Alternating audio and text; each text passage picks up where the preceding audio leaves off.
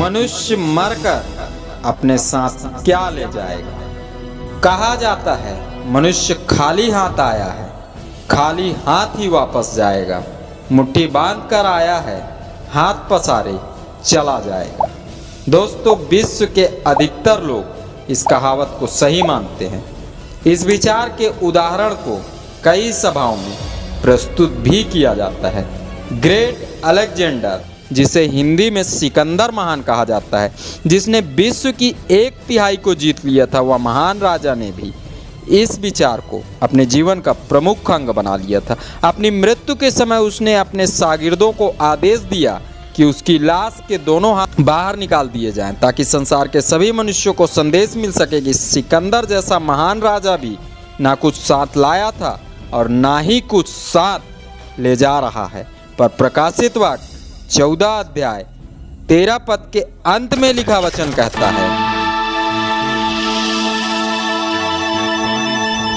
ये विचार अर्थात यह कहावत पूरी तरह गलत है। मनुष्य खाली हाथ तो आया है पर खाली हाथ जाएगा नहीं। तो फिर मनुष्य पृथ्वी से क्या ले जाएगा, इस वीडियो में आत्मा बताएगा। साथ ही उन बातों को भी बताएगा जिन बातों के द्वारा शैतान मनुष्य को बहका रखा है।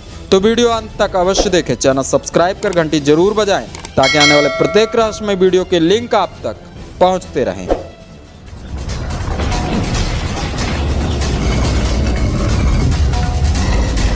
यह कोई प्रमाण नहीं, सिर्फ और सिर्फ बाइबल की भविष्यवाणियों की गणनाओं पर आधारित अध्ययन है। हेलो फ्रेंड्स, मैं आपका दोस्त अमित अग्रवाल। प्रभु यीशु मसीह के नाम में जय मसीह। दोस्तों, झूठी शिक्षाओं की भरमार हो चुकी, स्वयं को मसीह के बराबर बताना आज का फैशन बन चुका। प्रभु यीशु मसीह ने 3 मुर्दे जिलाए थे, बल्कि अन्य भाषा में कई मुर्दे जिलाए जा रहे हैं। और इसी प्रकार की आराधना सभाएं आज लोगों को पसंद भी आ। फॉल्स टीचर्स और फॉल्स प्रीचर्स का बड़ा नेटवर्क फैलता जा रहा है। आज शैतान द्वारा लगातार फैल रहे भ्रमजाल से बचना अत्यंत कठिन हो चुका है। आज के मनुष्य धन, आशीष और चंगाई देने वाली सभाओं में ही जाना पसंद करते हैं। सो ये प्रचारक वे ही बातें बताते हैं जिन्हें सुनना मनुष्य को बेहद पसंद है। इन प्रचारकों से प्रभावित मनुष्य धन को ही ईश्वर समझने लगता है, क्योंकि ये बताते हैं कि मसीह को मानने वाला अमीर हो जाएगा। याकूब की पत्री उसके 2 अध्याय के 17 पद को पढ़ें तो स्पष्ट लिखा है, विश्वास कर्म बिना मरा है।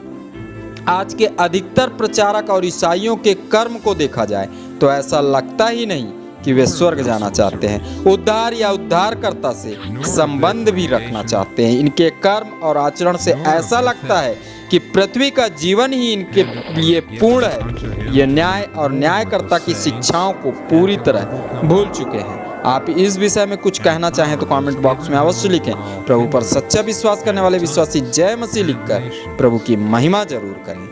प्रकाशित वाक्य 14 अध्याय 13 पद में लिखा वचन स्पष्टता के साथ कहता है कि मृत्यु उन विश्वासियों को जो अपने हृदय को मसीह यीशु के पवित्र लहू से शुद्ध और पवित्र कर चुके हैं, परमेश्वर द्वारा की गई प्रतिज्ञाओं के पूरा होने की बाट जो रहे हैं, उनके प्रत्येक कामों से उन्हें विश्राम दिलाने का साधन है। प्रभु यीशु मसीह के दूसरे आगमन के समय आत्माएं पुनः जी उठेंगी, उस न्याय सिंहासन के समक्ष उपस्थित होंगी, जहां उनका न्याय निष्पक्ष न्याय करेगा। पद के अंत में लिखा है, उनके कार्य उनके साथ जाएंगे, अर्थात देह में किए जा रहे कार्यों के द्वारा ही प्रत्येक मनुष्य की आत्मा का न्याय होगा। यह स्पष्ट होगा कि कौन नरक की आग में जलेगा तो कौन प्रभु यीशु मसीह द्वारा तैयार किए गए पवित्र स्थान में जाकर आनंद मनाएगा, स्वर्गीय पिता की महिमा में शामिल होने पाएगा। तो आइए प्रार्थना करें ताकि इस अद्भुत अध्ययन को अच्छी तरह समझ सके। आइए प्रार्थना करें। धन्यवाद सर्वशक्तिमान पिता परमेश्वर, हे राजाओं के राजा प्रभु के प्रभु यीशु मसीह, आज के इस पवित्र दिन में आप हमें सिखलाने वाले हैं कि मनुष्य मरकर अपने साथ क्या ले जाएगा।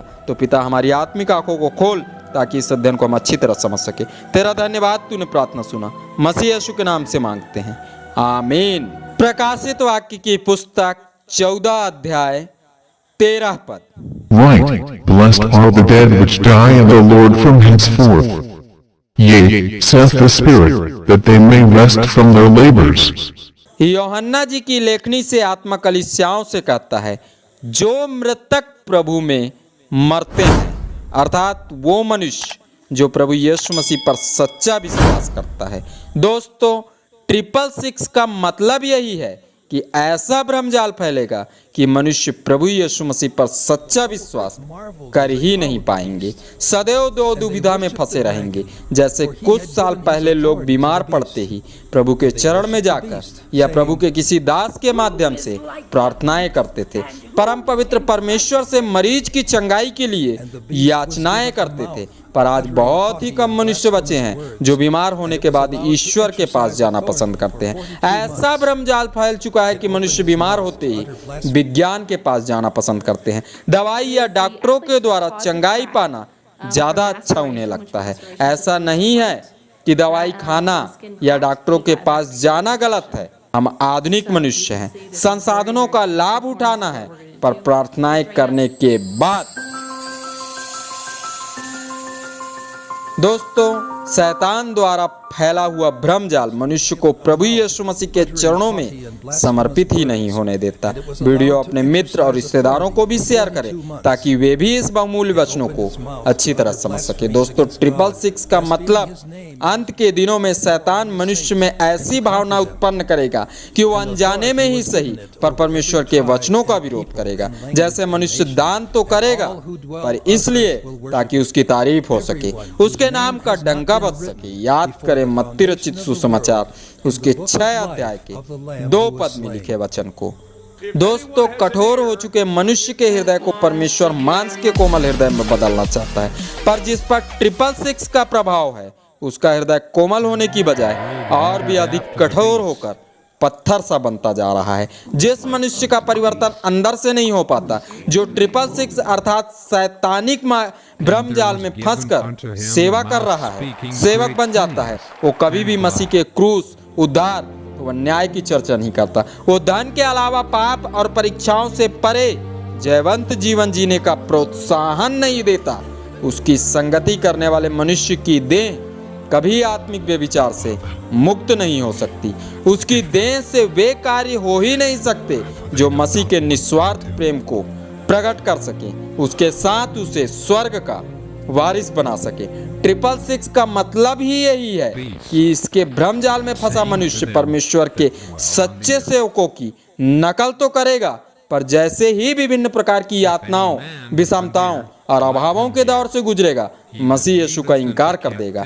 धीरज रूपी आत्मा का फल ऐसे मनुष्य में कभी भी नजर नहीं आएगा।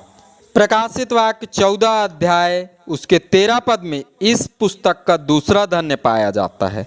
दोस्तों, प्रकाशित वाक्य की पुस्तक में कुल 7 धन्य लिखे हैं।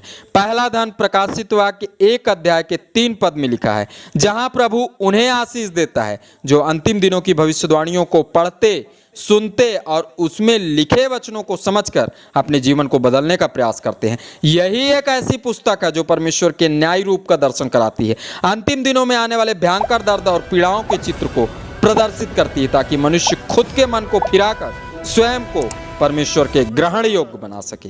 दूसरा धन प्रकाशित वाक्य इस स्थल में लिखा है, यहाँ प्रभु उन विश्वासियों को आशीष देकर संतुष्ट कर रहा है जो सतावों और तकलीफों को सहते हुए भी प्रभु की महिमा कर रहे हैं। उनके हृदय में पाया जाने वाला आनंद इस भयंकर कठिन दौर में भी लगातार उमड़ रहा है। वे पूरी पवित्रता के साथ परमेश्वर द्वारा की गई प्रतिज्ञाओं के पूरी होने की बाट जो रहे हैं। इस प्रकार के सभी विश्वासियों के लिए जीना मसीह तो मर जाना लाभ है।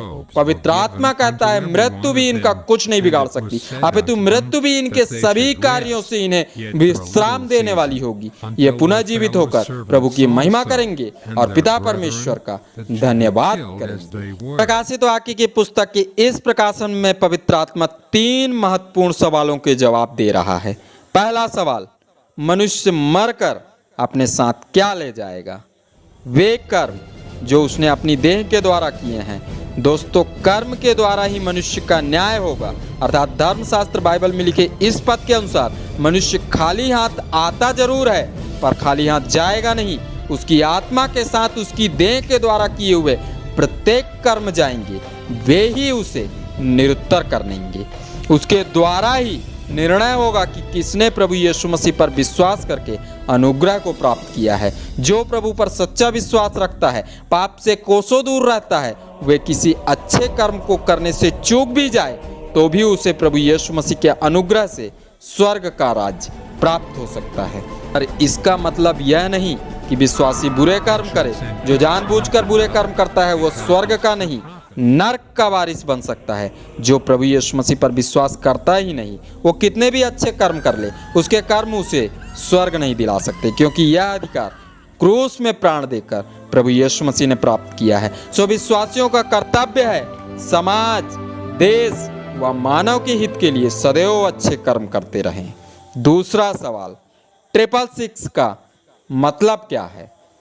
वे सभी कार्य जो परमेश्वर की महिमा को चुराकर किसी और को महिमा देते हैं, मनुष्य को परमेश्वर से दूर रखते हैं। जो लोग अपने लाभ के लिए मनुष्य का इस्तेमाल करते हैं, वे सभी शैतान के प्रभाव में फंसे हैं। 666 अर्थात शैतान की छाप उनमें स्पष्ट नजर आ रही है। ऐसे मनुष्य की आत्मा अपने स्वामी शैतान की तरह ही सदियों से जल रही नरक की भयंकर आग का भागीदार बन सकती है। वीडियो अच्छा लगा हो तो नीचे दिए गए लाइक के बटन को जरूर छुएं। दोस्तों, एक लाइक अवश्य बनता है। तीसरा सवाल, कलीसिया में छिपे भेड़ियों से कैसे सावधान रहें? पवित्र आत्मा के वरदान को इस्तेमाल करके यह परखें कि कौन मनुष्य परमेश्वर की महिमा कर रहा है।